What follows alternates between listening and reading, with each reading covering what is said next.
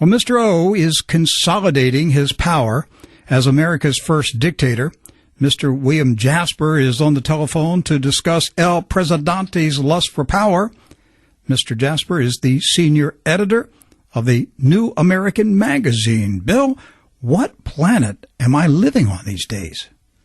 Well, you can be forgiven for wondering about that.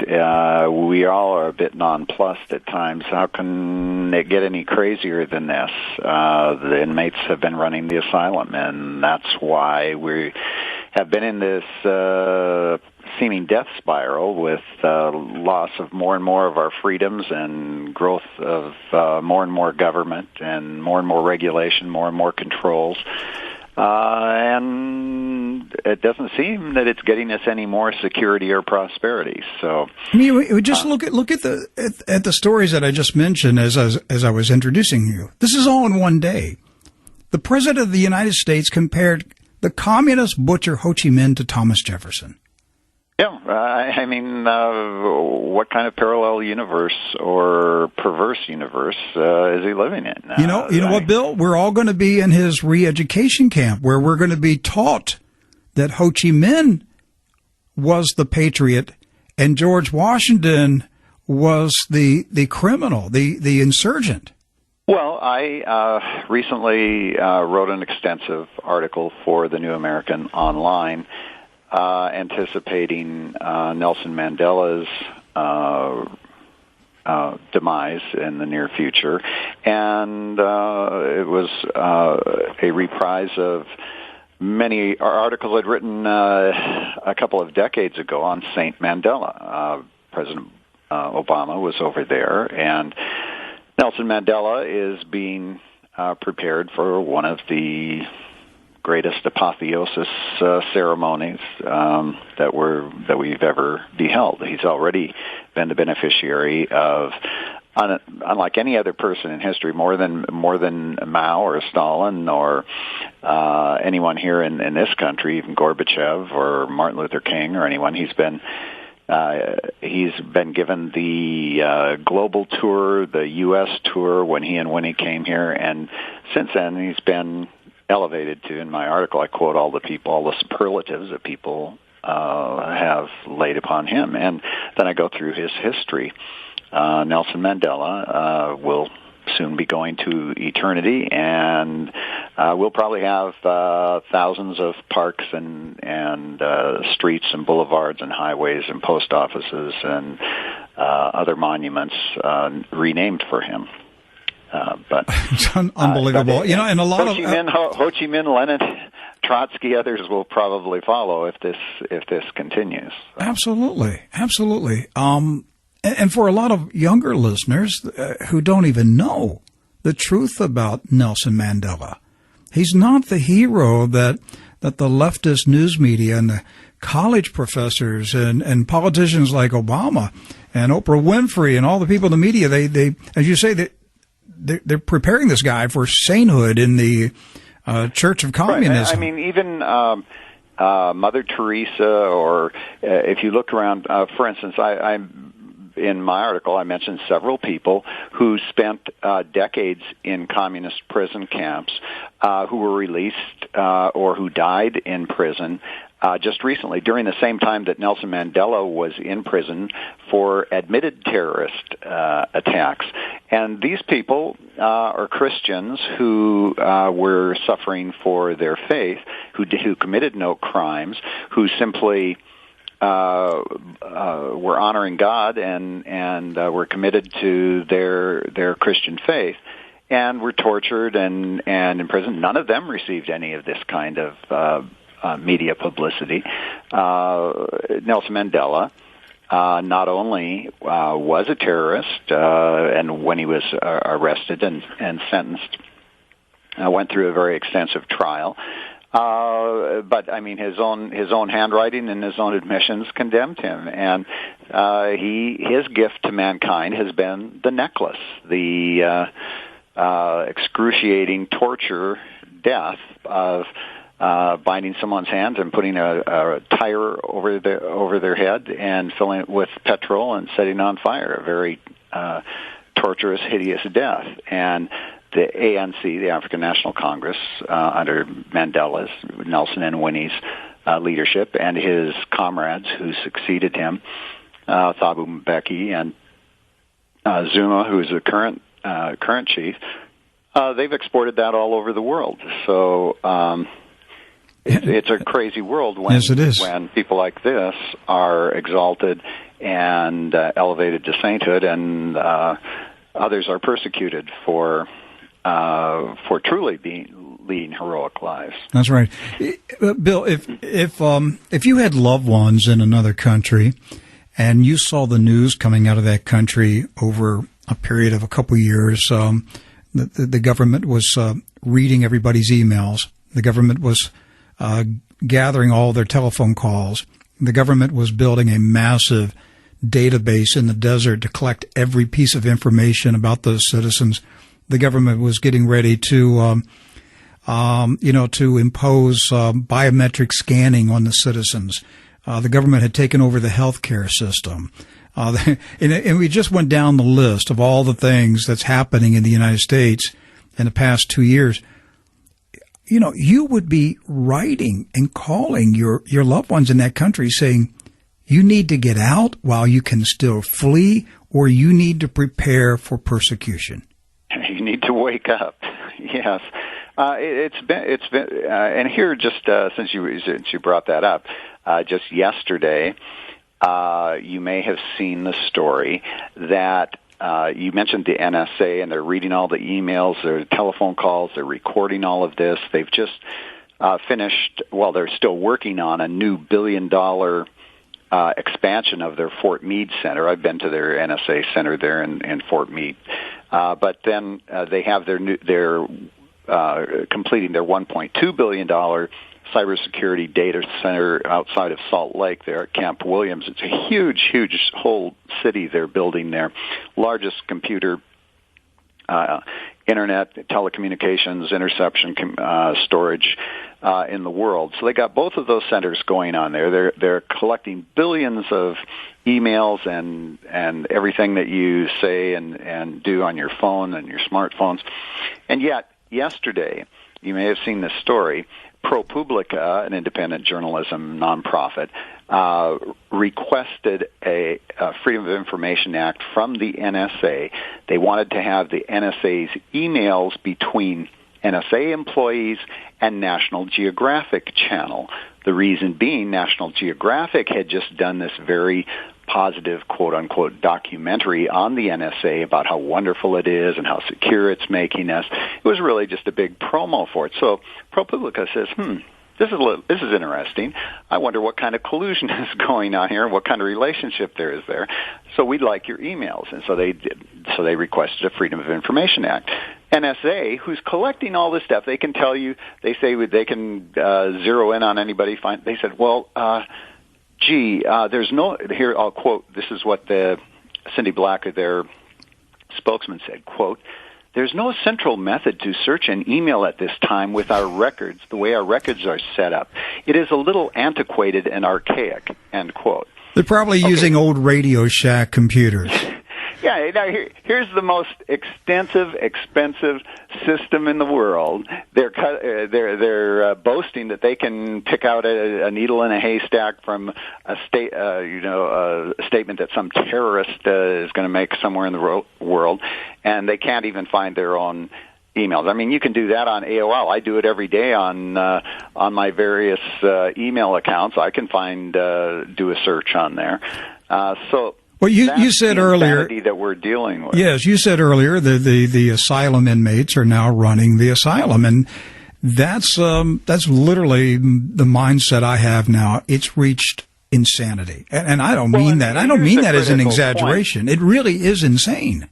Well, and what is really insane is if we accepted those statements. That's so outrageous that we have to be demanding, and members of Congress say, hey, look, you're the ones who have been appropriating this money blindly to all of these agencies. You are the ones who have taken the oath of office to uphold and defend the Constitution. The Constitution is a document, is the law of the land, which very clearly limits and delineates what the powers of government, the executive, legislative, and judicial are.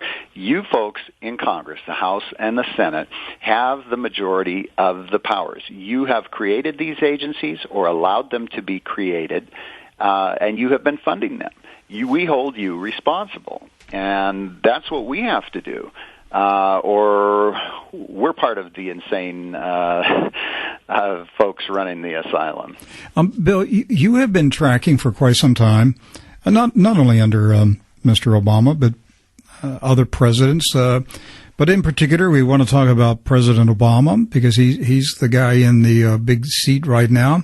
But you've been tracking a growing list of presidential directives, presidential decrees giving the president dictatorial powers during an emergency. And, of course, the president is the one who gets to decide what is an emergency.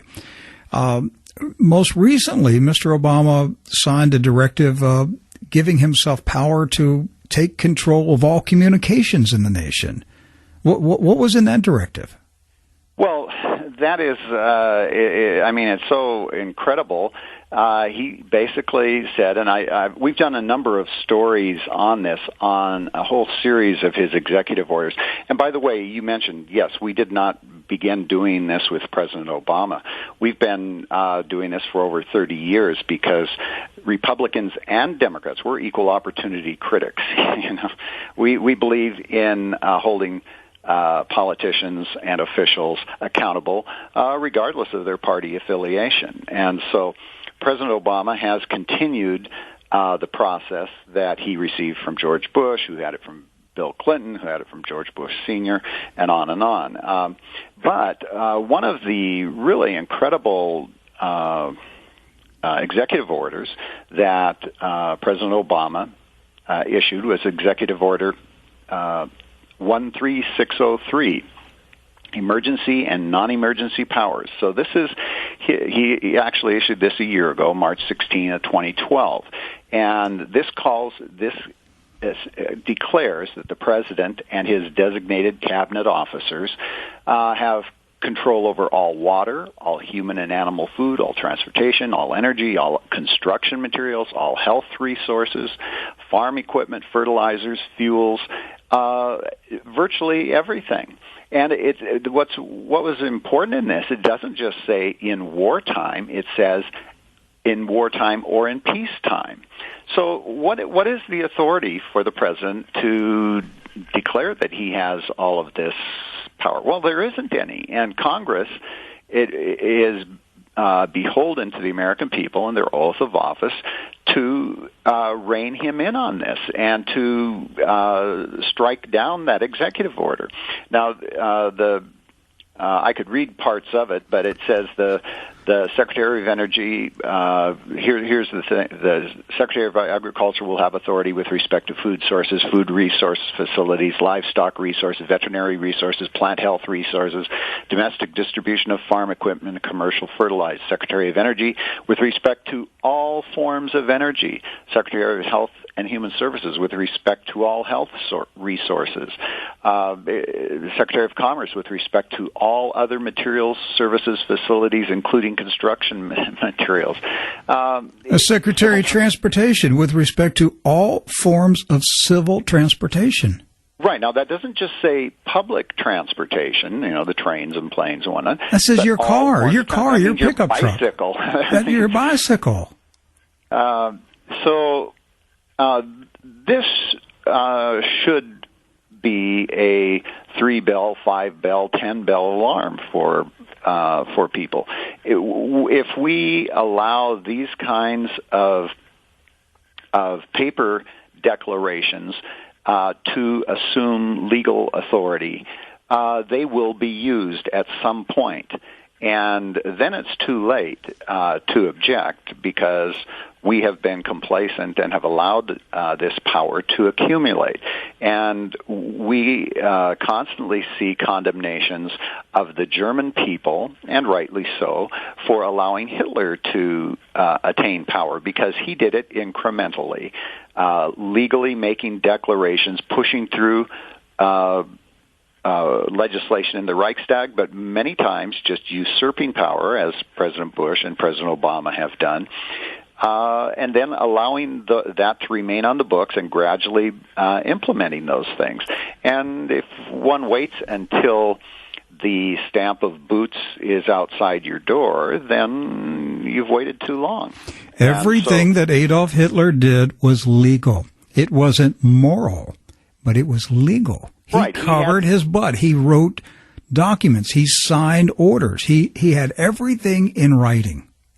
He intimidated, bribed, cajoled, and forced the Reichstag, and eventually, as he attained more and more power, then people were afraid to oppose him, and that's what we're seeing here. Many of the members of Congress have been bribed. Soon as Democrats and Republicans, when they leave office, they already have cush jobs in agencies. Sometimes Republican. We see gets appointed in the next Democratic administration. They may have party labels at the top, but they are quite accommodating of more and more expansive government. And so, as government expands, liberty is really a pretty finite and very fragile commodity. And as government grows, liberty recedes. And so with every temptation to allow government to come in and do something for us, we give up a bit of freedom to be responsible for ourselves and then to have the freedom not to be controlled by government. That's where we have lost what Madison called for. He said, we have to have a prudent jealousy of our rights, and we have to look with suspicion on every move to increase the size and power of government. I've only got about 3 minutes remaining, but I want to read directly from this Obama directive just to give our audience a comprehension of the scope of the power this man is grabbing. The word I'm reading directly from it. It says farm equipment means equipment, machinery, repair parts manufactured for use on farms in connection with the production or preparation for market use of food resources. Fertilizer means any product or combination of products that contain one or more of the elements nitrogen, phosphorus, and potassium. Food resources means all commodities and products, simple, mixed, or compound, or complements of such commodities or products that are capable of being ingested by either human beings or animals. And it goes on in great detail talking about what is a food product.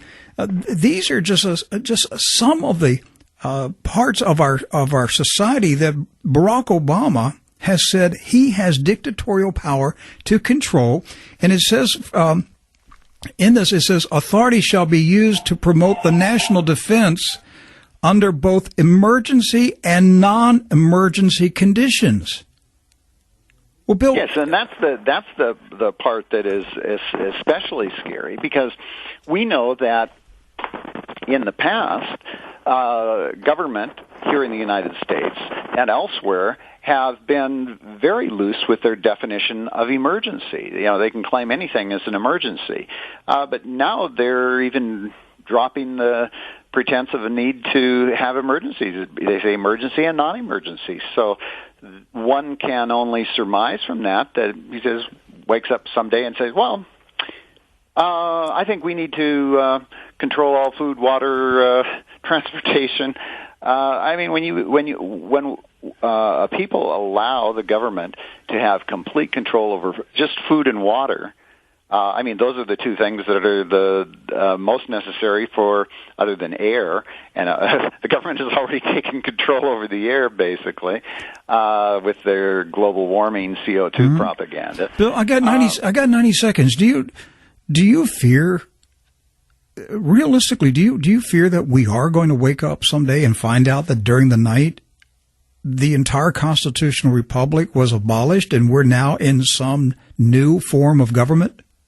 Well, it is a very realistic fear.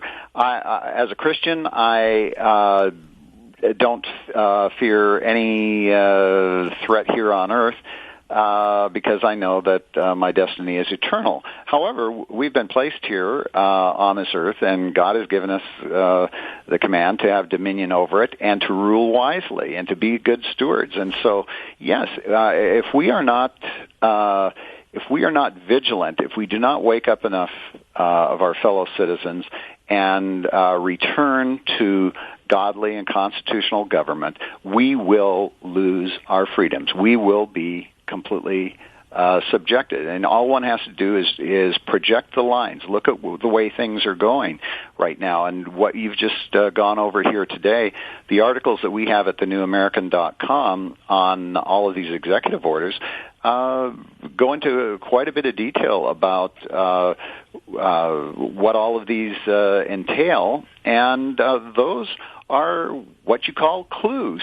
Those are pointing to a very frightening future if we allow it to continue. My guest, Mr. William Jasper, is the senior editor of the New American Magazine. Bill, thank you so much. Appreciate you being on TruNews. My pleasure as always, Rick.